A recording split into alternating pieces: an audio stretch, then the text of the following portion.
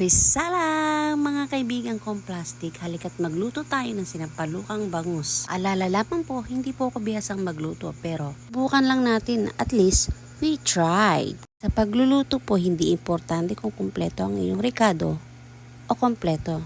Ang importante ay yung lasa. Lagi po natin tatandaan na nobody's perfect. Wow! Ito nga ang mga gagamitin natin panahog sa ating lulutuing isdang bangus. Sampalok, sibuyas. Nama ko na nga yung pechay, isang araw na kasi dun sa rep. Sayang naman kung itatapon.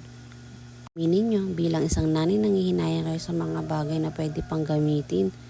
At habang nakababad ang bangus, ay sinalang ko na sa kaserola ang sampalok at sibuyas. Hihintayin lang natin siyang kumulo. Once na kumulo na yan, dudurugin natin yung sampalok.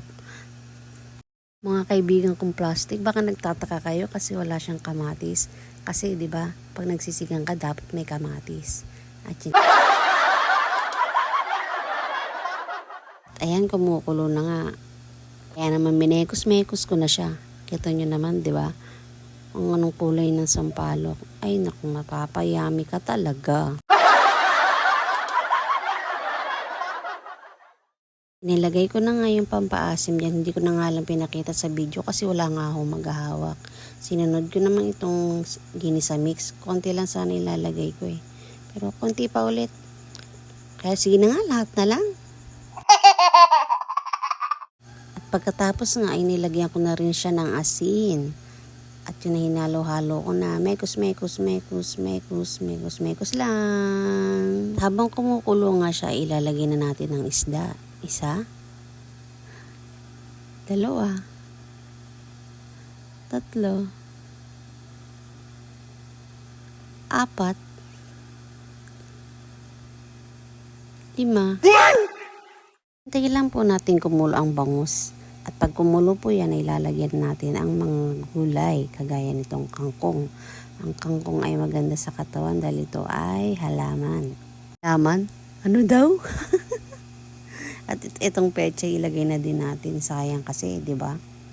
Habang nagluluto nga kay binidyo ko ang sarili ko. Nakakainip kasi kung luto-luto lang ang inyong reyna ng lereo. Ayan, pinakita ko nga kumukulo na yung niluto ko. Pasensya na po sa paligid. At yan, inilagay ko na nga ang gulay. Hinalo-halo. I-half ko nga lang yan para hindi siya ganong malanta. Mas masarap kasi kapag ang gulay ay half cook lang. Habang kumukulo nga siya, ilagay na natin ang pechay. Kagaya nga ng kangkong, hindi dapat iluto ng masyadong lanta ang pechay. Para mas masarap siya kapag kinain, medyo may lutong-lutong siya sa bibig. Ganun po kasi ako pag nagluluto ng mga may sabaw. Tapos at titikman natin siya kung anong lasa. At ito na nga, tapos na magluto ang inyong reyna ng lereo. Tapos na nating lutuin ang sinigang sa sampalok na bangus. Tara tayo kumain. Sunod ulit!